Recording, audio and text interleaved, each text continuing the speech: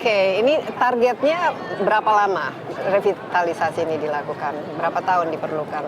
Sehingga menjadi ya istilahnya kawasan impian Ya, kita. ya benar-benar sebuah kawasan cagar budaya. Iya. Cagar budaya, iya. ini penting ya. Cagar budaya berarti kawasan yang betul-betul kita protek, kita apresiasi dan juga bernilai sejarah dan bernilai budaya yang tinggi ya. Ya, Berapa kita Pak Yayat berusaha bisa? secepat mungkin, makanya 2-3 tahun kita restorasi fisik ini coba kita untuk cepat selesaikan.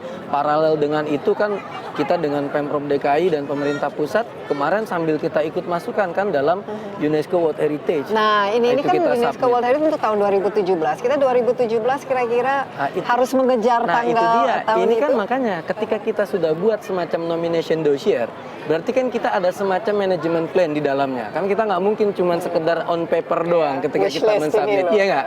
Nah, dengan itu saya pikir itu jadi trigger lagi. Wah, ayo dong. Nah, ini kan mau disidangkan nih 2017 di pertengahan Juni-Juli. Pak Chandrian, kita sebenarnya layak nggak kawasan kota tua ini menjadi bagian dari UNESCO? Ya, saya melihat ini berpotensi sekali untuk masuk di dalam daftar cagar budaya dunia atau warisan dunia itu karena beberapa syarat yang saya lihat tuh sangat cukup memenuhi sekali. Ya. Contohnya apa? Syarat-syarat Misalnya yang ini harus salah kita satu penuhi. sebuah kota yang masih memperlihatkan kota sehingga sekarang Masih hidup ya? masih hidup. Secara struktur kotanya pun ada. Lantas juga ada beberapa arsitektur dari sebuah bangunan itu cukup menarik. Bahkan secara Indonesia ini adalah sebuah kota memang kota Belanda, tetapi inilah menjadikan sebuah kota yang nantinya akan berkembang menjadi kota metropolitan yang sekarang ini. Menjadi keberadaannya merupakan sebuah sejarah yang perlu kita angkat dan menjadi sebuah syarat yang bisa yang diminta oleh UNESCO untuk dijadikan sebagai warisan dunia. Tapi kalau kita sekarang misalnya kawasan kota tua ini bagian dari UNESCO, berarti kan ada tanggung jawab. Ya, itu yang harus menjadi tuntutan dan men-trigger semua stakeholder di sini untuk ayo bagaimana menjaga kota tua ini menjadi sebuah kota yang secara internasional semua orang melihat kemari. Jangan sampai memalukan. Iya, nah ini kan biasanya kan kalau nanti sudah masuk UNESCO menjadi kawasan yang sangat atraktif khususnya bagi turis dan juga turis domestik ini bagaimana menjaganya? Karena kan biasanya kalau banyak turis, banyak orang nanti banyak sampah, banyak ini pokoknya kawasannya jadi kurang nyaman. Itu sudah dipikirkan Pak Yayat kira-kira Itu yang akhirnya menjadi salah satu di dalam nomination dossier itu manajemen plan-nya seperti apa. Itu kan ada yang kita harus isi. Nah, itu yang komitmen itulah yang tentunya akan dikejar dan kan kita bukan semata-mata untuk memenuhi registrasi dan sebagainya. Oh, itu kita bisa implementation. Bahkan bagaimana kita memprotek ini ke depan juga itu di bagian salah satu syarat yang harus dipenuhi. Nah, itu harus ada manajemennya sendiri khusus untuk maintain. Pak, tapi Pak Chandrian sendiri tidak takut bahwa ini nanti saking ramainya dikunjungi sehingga terlalu justru aspek budayanya saya secara itu, pribadi ada ketakutan juga sih. apa yang paling ditakuti? Sekarang saja kan kita lihat begitu banyak orang datang. Yang saya khawatirkan adalah kita harus membuat lagi regulasi lagi untuk semua itu jangan sampai masuk museum berbondong-bondong. Museum ini kan sebuah bangunan tua. Kalau misalnya 1.000 orang sekaligus di bangunan itu, beban yang diterima oleh museum itu akan menjadi kurang lagi, akan menjadi beban sehingga mereka tuh harus kita atur jangan sampai semuanya masuk. Pengaturan inilah yang kita harus kita atur. Bahkan juga kita mengatur jangan sampai ada perubahan di sini akibat penuhnya orang banyak berpikir, ayo bikin parkir. Saya nggak setuju ada parkir di dalam atau di daerah sekitar ini. Kalau parkir sama aja, dan lain sebagainya. Baik sudah ini clear jadi pedestrian murni, sehingga orang tuh parkir bisa di tempat yang nggak jauh, sehingga ke sini bisa diantar. Ini Pak Yayat, gimana nih kalau misalnya ya ke depannya sudah jadi kawasan sesuai yang diinginkan, nanti bagi-bagi ininya bagaimana ya? Karena kan pemilikannya kan cukup banyak, ya banyak yang terlibat. Nah, ya walaupun memang ini kan 20 tahun ya janji, tapi setelah 20 tahun itu apa yang akan terjadi? Siapa nanti yang bisa mendapatkan kembali kalau benefit? 20 tahun kan tadi lebih kepada kerjasama di building ya, bukan terhadap kerjasama di merevitalisasinya. Revitalisasi ini akan terus berlanjut sampai generasi kita seterusnya. Bagaimana kita mempertahankan kawasan cagar budaya yang tadi Pak Chandrian sampaikan. Maka saya pikir itu yang dimaksud tadi adanya regulasi ya, dan ada juga perencanaan terhadap manajemen pengelolaan terhadap satu kawasan itu Ini sendiri. belum ada dalam blueprint, sudah ada ya. Sudah Hanya ada. tinggal implementasi, Tinggal kan sebenarnya. ya kan di dalamnya juga kan bagaimana kita tadi beberapa infrastruktur yang harus dirapikan kembali. Di belakang ada Sungai Kali Besar. Di sini ada beberapa pedestrian, ya kan? Dan ingat ini bukan kita bicara hanya di Taman Fathahillah. Di sana kita terus ke Sunda Kelapa, nyebrang lagi ke 4 pulau Ya, Sunda yang Kelapa ada. juga bagian kan dari kawasan dan itu kota kan tua ada Pulau itu. Onrus, Pulau Iya. Bidadari, Cipir, Kelor. Nah, itu kan juga sama bagian yang harus juga, dan oleh karenanya saya pikir ini juga inline dengan bagaimana kita terhadap maritim ya, Iya. istilahnya. Jadi bukan hanya kita bicara darat laut, tapi ini laut darat laut gitu. Iya, yang saya dengar ini kan dulu namanya kan Permata Asia, Iya. Ratu dari Timur. Jadi sebenarnya Queen of kan the ini East. luar biasa ya aspek dari Iya. sejarahnya. Chandrian sendiri sebenarnya banyak nggak orang Jakarta yang paham atau mengetahui bahwa begitu besar ya arti kawasan ini? Ya, saya memang sering membanding-bandingkan. Memang beberapa tahun yang lalu masyarakat kita bagi dua, orang yang amat peduli dan yang peduli amat. Nah, dengan sosialisasi yang dilakukan oleh beberapa teman dari museum atau dari komunitas di sini terhadap lingkungan dan masyarakat di sini, itu mulai timbul kepedulian. Bahkan sekarang orang-orang yang punya usaha atau mencari uang di sekitar kota tua ini, dia siap membantu kebersihan. Bayangkan dia nggak harus bayar, yang penting dia misalnya ada paguyuban ontel, mereka mau setiap minggu kerja bakti, itu tingkat kesadaran mulai tinggi. Nah, sekarang tingkat kesadaran di luar orang-orang yang ada di kota itu bagaimana? Nah, sekarang udah mulai, karena banyak orang-orang yang datang kemari itu juga menampilkan ini ke media sosial. Nah, ini dari aspek budayanya dan seni ya. Ini kan semua gedung-gedungnya kan aspek seninya kan tinggi ya. Ini kalau tidak salah IKJ mau punya kampus ya di sini. Nah, itu bagian dari planning ke Sebenarnya depan. bukan kampusnya pindah.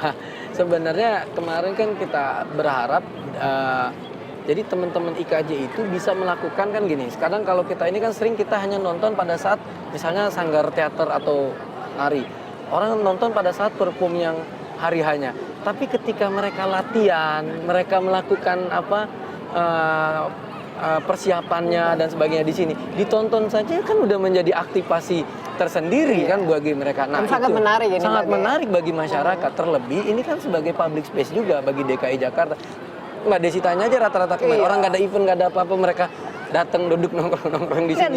dan merasa bahwa biasanya kan kalau kita Jakarta ya kita selalu macet dan lain sebagainya, tapi kalau kita di sini betul-betul merasa bahwa kita tinggal di kota ya, Ya, kan ya. kota itu kan ada banyak area publiknya ya. Ini betul-betul Ya, jadi ruang harus- terbuka publik ini banyak juga dimanfaatkan bagi pengendara atau orang-orang yang menunggu kemacetan reda. Mereka kadang-kadang menunggu di sini, berdiri di beberapa kafe dan lain. Sekarang sudah punya tren seperti itu. Iya, Pak Chandrian dan juga Pak Yayat mendengarkannya saja saya jadi wow, excited ya, karena ini kawasan ini memang luar biasa dan sangat unik dan harus betul-betul kita Betul. lestarikan dan kita jadikan ini bagian dari kehidupan Jakarta. Jangan hanya Jakarta itu bagian pusatnya Betul, saja ya, betul. tapi sebenarnya pusatnya itu adalah Betul. di sini. Tapi optimis akan selesai dalam waktu 1-2 tahun ke depan. Karena memang kan sambil paralel dengan itu kan kita juga jadi bisa melihat kayak kemarin kita sama-sama merestorasi gedung Olve, kita bisa lihat bahwasanya memang terjadi land subsidence di Jakarta. Oh iya. Nah, itu kan Nah ini pasti sangat tantangannya makanya besar, kemarin kan? kita undang Menteri Kelautan dan Perikanan Bu Susi ini bagaimana ini permukaan tanah DKI yang terhadap laut Jakarta yang memang kemarin itu kalau kita lihat hampir 95 cm Jadi kita gali. apa? Bagaimana dong? Apa yang perlu kita lakukan? Ya, Karena kemarin Jakarta sudah- memang tenggelam kan ya Pak Chandrian? Tapi untuk tahun ini memang tidak ada banjir di sini tahun ini. Bukan sebuah keajaiban ya, tapi memang juga pemerintah daerah saya melihat agak serius membenahi fluid karena semua air yang dibuang dari sini tidak dibuang ke laut, tetapi semua dialirkan ke waduk fluid. Nah sekarang kuncinya di Waduk Pluit. Kalau Waduk Pluitnya juga tidak diurus lagi oleh pemerintah, kita akan banjir lagi di sini.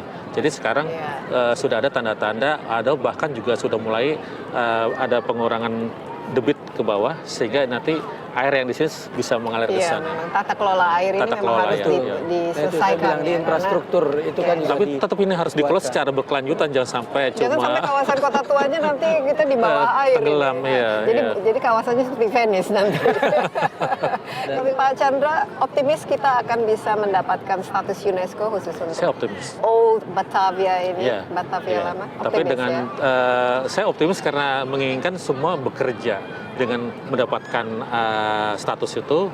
Jadi kita lebih di-trigger, walaupun tidak mendapatkan, dengan mempersiapkan saja kita sudah harus mempersiapkan. Iya, sebenarnya kita dapat title UNESCO atau tidak juga memang Iya, harusnya harus tetap, iya. kita Seperti punya itu, komitmen ya Iya. untuk merevitalisasi kota tua ini. Pak Yayat dan juga Pak Chandrian, terima kasih Ya, banyak. Dan iya, setelah informasi berikut ini saya akan berbincang dengan seorang narasumber lain khusus mengenai kawasan kota tua ini yang luar biasa, sangat menyenangkan. Terima kasih. Sama-sama. Makasih Mbak Desi.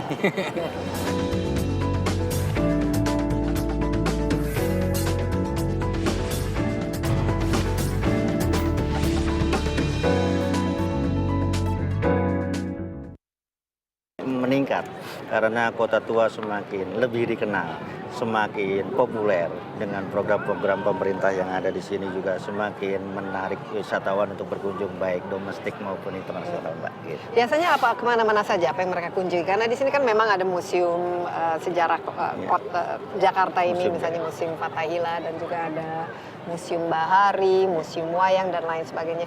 Biasanya para wisatawan kemana-mana saja di kawasan kota tua? Ya, kalau yang domestik mereka lebih memilih di sentra atau di zona intinya nih kok.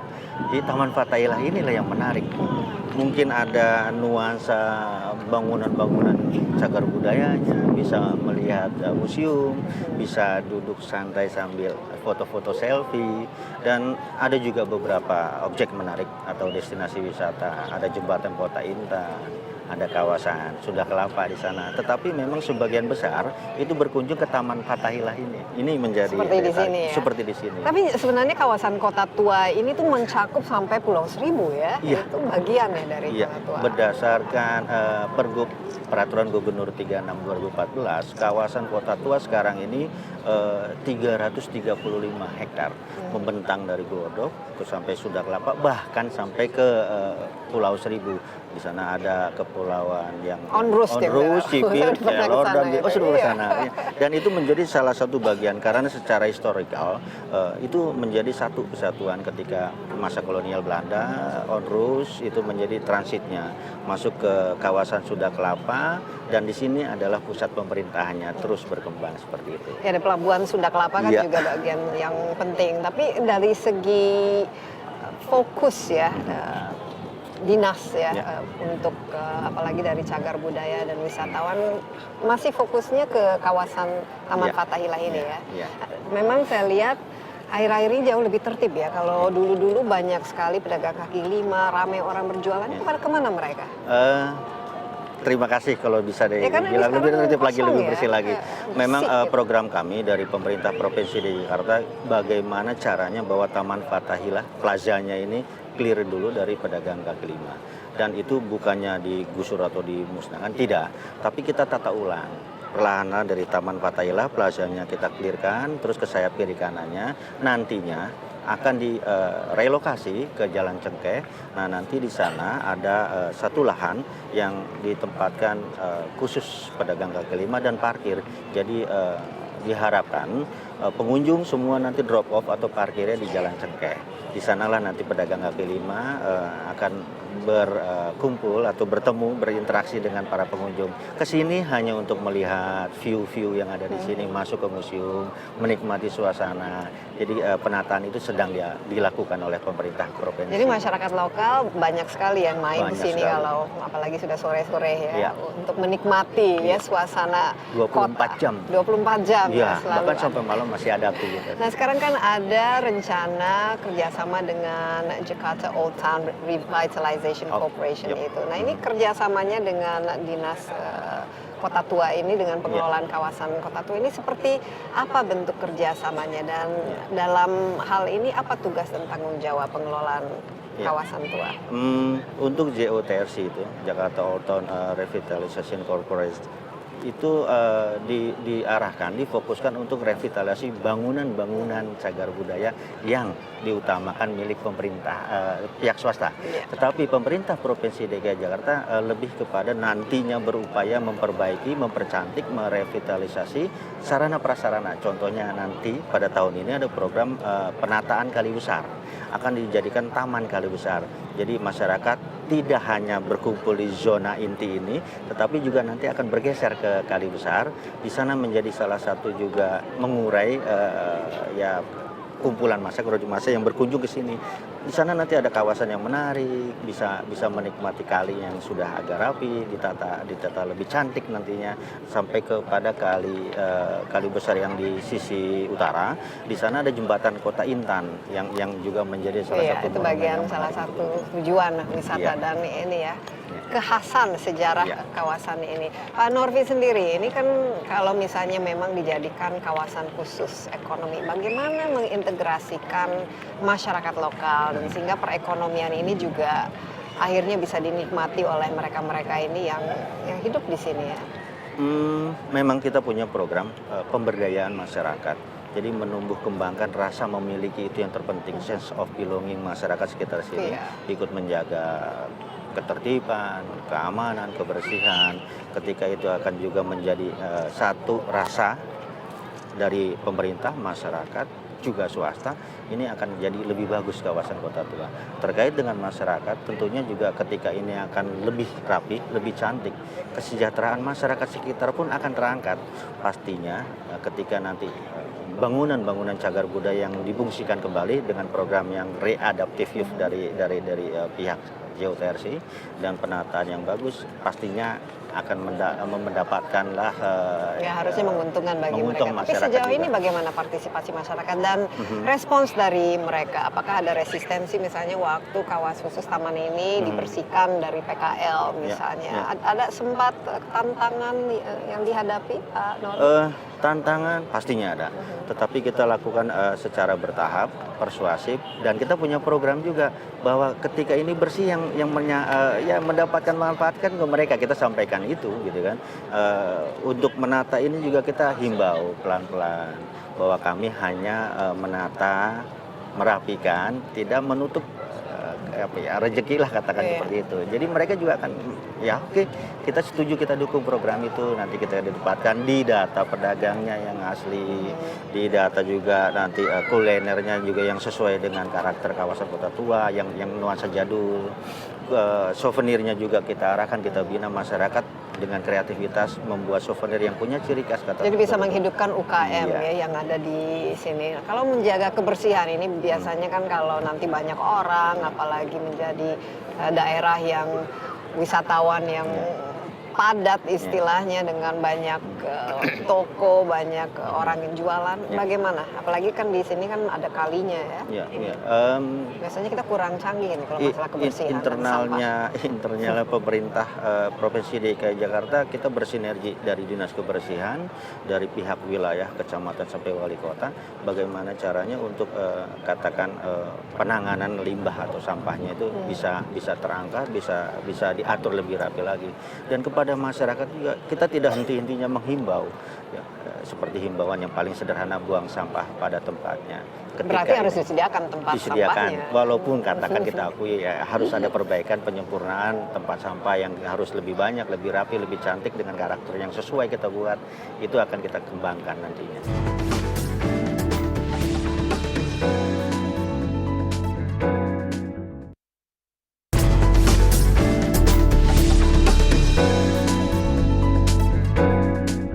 Kalau Pak Norvi sendiri kan pasti punya wishlist atau keinginan kawasan Kota Tua ini seperti apa dan dikelola seperti apa idealnya, Pak Norvi? Apa yang divisualisasikan dalam benak Pak Norvi?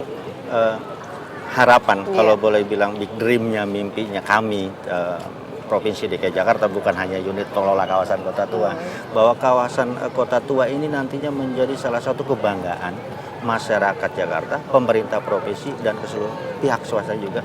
Ini menjadi salah satu ikon yang menjadi unggulan, menjadi destinasi wisata yang bukan hanya tingkat provinsi, nasional, bahkan internasional.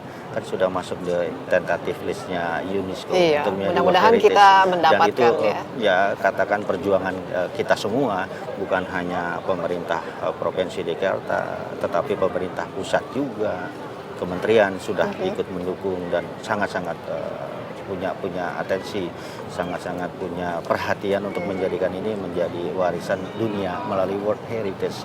Kalau dari segi tantangan selama ini untuk mengelola kawasan Kota Tua ini, apa saja yang utama, Pak?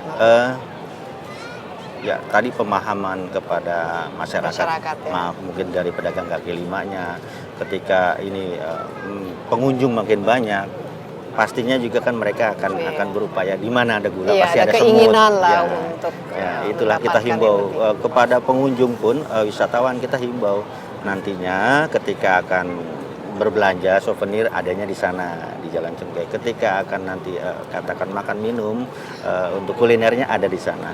Jadi tidak sembarangan membeli makanan, membeli souvenir. Kita direlokasi ke satu tempat yang terpadu di sana nanti. Jadi pengelolaannya memang harus betul-betul ya, Iya. terintegrasi, dan juga mungkin informasi mengenai Kota Tua Iya. ini supaya wisatawan, khususnya wisatawan asing yang datang, mereka paham terhadap sejarahnya dan lain sebagainya. Dan ini agar misalnya tidak rusak lah, ini kan Iya. bangunan bersejarah ya, sudah begitu lama, lebih dari 300 tahun. 300. Ini harus di jumlah pengunjung yang masuk misalnya Ya, harus ya, dibatasi ya, dan lain ya. sebagainya. Ada nanti Ya, ke arah ke situ dalam pengelolaannya. Pastinya ada. Jadi ketika nanti ada kapasitas ruang untuk pengunjung, daya tampung, daya dukung, di sana kan juga ada bangunan atau ada lantai yang katakan rentan jika dalam satu waktu yang bersamaan jumlahnya banyak. Pastinya akan ada kajian bahwa batasan pengunjung satu hari misalkan 1.800 atau 2.000 saja, setelah itu tutup dan tidak bersamaan dalam satu ruangan. Itu sepertinya sudah diatur oleh pengelola museum. Masing-masing museum punya. Nah, saya lihat sebenarnya walaupun di sini banyak museum, tapi mungkin konten dari Ya. displaynya, apa yang dipajang dan lain sebagainya masih banyak yang bisa dibenahi ya, Ya. Pak Norvi ya. Pastinya Informasinya juga, kurang ya. dan penataan. Dan pastinya Museumnya itu sendiri. museum juga pengelolanya akan mengembangkan exhibitionnya, desain tata pamernya, displaynya yang menarik, lebih informatif. Kalau bisa juga dua bahasa, jadi ketika nanti ada pengunjung dari asing atau turis asing datang juga sudah mendapatkan informasi yang diharapkan. Terus juga lebih modern lah dengan yang modern, touchscreen-nya disiapkan, ada sensor suara, ada sensor gerak. Ini Itu kelihatannya akan lebih perlu bagus. banyak pendanaan Iya. dalam hal ini. Funding diharapkan dari mana-mana saja kalau Funding pastinya kita mendapatkan dari pemerintah ya yang resmi, tetapi tidak tertutup kemungkinan kalau misalkan kita upayakan itu dari donatur, pihak swasta, apalagi yang corporate social JOT, responsibility-nya, RC ini kan mereka ada 9 perusahaan ya yang Ya, 9 perusahaan yang bergabung menjadi satu, menjadi konsorsium pembangunan Kota Tua. Dan itu diharapkan juga bukan hanya kepada bangunan-bangunan milik swasta. Bangunan milik pemerintah seperti museum ini, ayo dong, didukung juga, dibantu juga untuk diperbaiki, direnovasi, direvitalisasi gitu, Pak. karena biasanya kan orang datang sini ingin belajar sejarahnya, Iya. ingin masuk ke museumnya, Museum, bukan hanya belanja souvenir dan lain sebagainya. Ya. Norvi merasa optimis, excited bahwa ini akan merupakan jadi jewel atau ikon bagi DKI. Optimis harus karena kita punya program dengan dukungan tadi dari pemerintah pusat, dukungan dari pihak swasta. Optimis dalam beberapa tahun ke depan pasti ini permata dari timur. Iya. Pak Menteri juga kemarin tidak lama menyatakan ini akan menjadi Manhattan-nya of Asia atau branding lain.